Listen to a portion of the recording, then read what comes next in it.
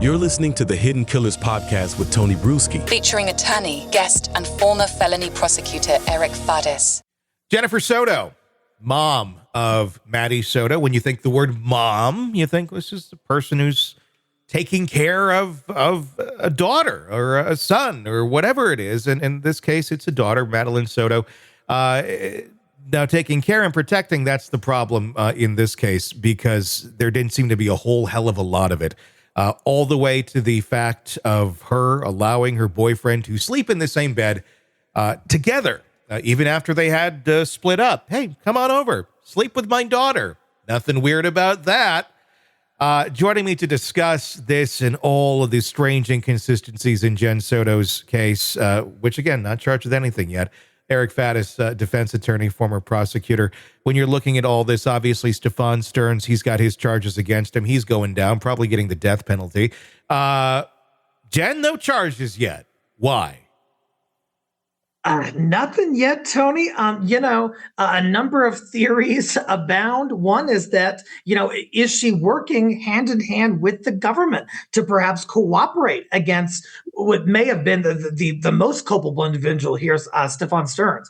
That's one option. Another option is maybe she's lawyered up and has not given additional statements, and they just don't have enough to charge her. A third option is they are building something against Jennifer Soto because she could have been complicit or somehow otherwise unlawfully involved. And so unclear right now, but a lot of options in the air. It's making you wonder, like, what are they? I don't know. It feels like there's charges here that could be filed at this point in time, especially now that we know that she was allowing him to sleep in the same bed with her daughter. I mean, it's got to be something there. Her story has changed several times from initial interviews, claiming that she saw Maddie the night before and that was it. And then she was with Stephan taking her to school, and then she wasn't. And then she knew what she was wearing that day, although she didn't see her that day. It goes on and on and on. I mean, the list just keeps going with her. Maybe they are looking for some. Maybe she is cooperating. That's what I was thinking initially. But then we heard the news about the rooms in the house that was revealed the night before Maddie was murdered. Maybe she was murdered that night. We don't even know. She said, "Go to room 4." Who the hell numbers the rooms in their house? 1, 2, 3, 4. Because Jen wanted to get a good night's sleep. So you go sleep with my daughter in room number 4. Now, what does that tell you about what may be going on in this home if the rooms are numbered, like a hotel or a motel? Yeah, it seems like they are designated numerically, perhaps based on the purpose of the room. Because why else? I mean, like you said, we've got multiple rooms in our house. I don't say, go to room number 2 to watch Netflix or whatever.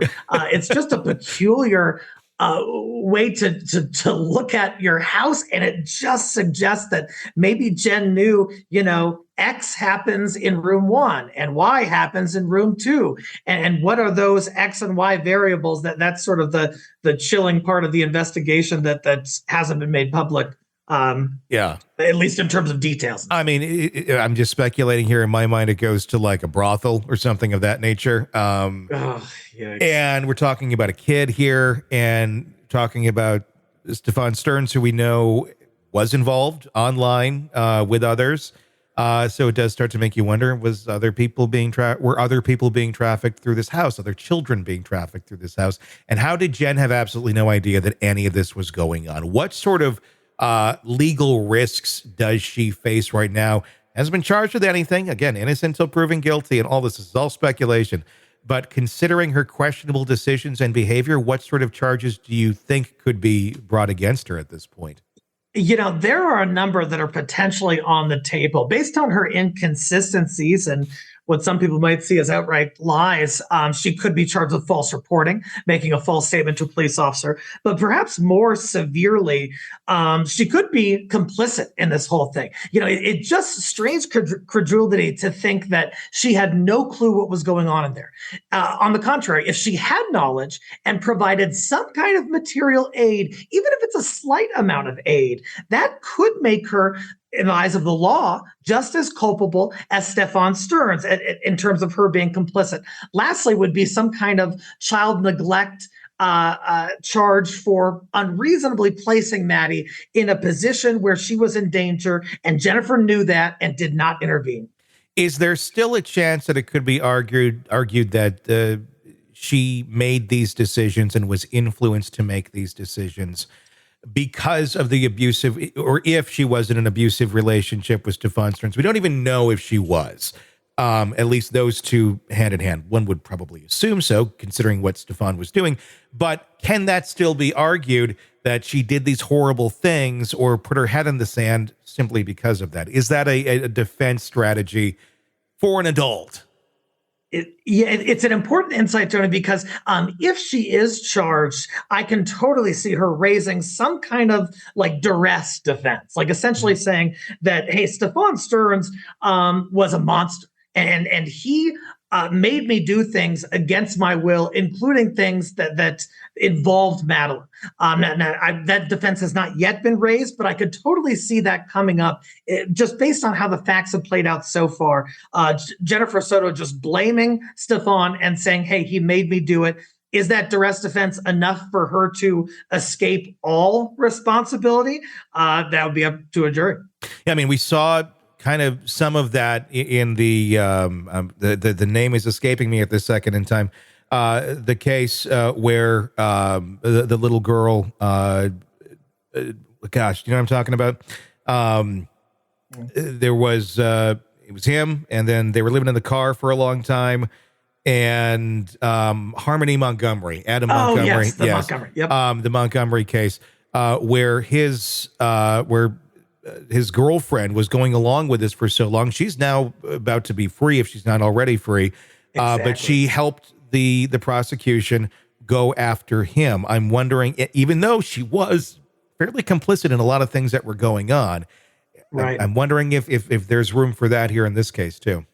Yeah, sometimes we have the law and then we have human behavior, and it doesn't always fit neatly into that law. So, just speaking speculatively, but perhaps Jennifer Soto had some complicity in what happened. Perhaps also she was a victim of Stephan Stearns in some way. Yeah. And perhaps that duress and that whole coercive environment is part of what gave rise to this atrocity that happened to Maddie Soto. And perhaps the government enlists Jennifer to talk about that and help in the case against Stephan Stearns. It'll be interesting. I mean, the fact that they weren't even together anymore, and then she brought him in voluntarily, that seems a little bit more than just, we're all living together and I was unaware of this. Like, you willingly brought this man into your home months after you'd been separated or whatever. That does not look good. It doesn't, and it just kind of doesn't pass the smell test in terms of the duration of this alleged abuse, how long it went on. Any attentive mother, you would hope, would have some awareness and then would take some action. You would hope, but unfortunately, not always. And it seems to be the case here. Sick of the ads? We are too. Start listening with no commercials now and get access to all of our episodes in advance of everyone else. Become a True Crime Today Premium Plus subscriber on Apple Podcasts. Search True Crime Today Premium Plus on Apple Podcasts or go to our podcast page and sign up now. True Crime Today Premium Plus. Sign up now.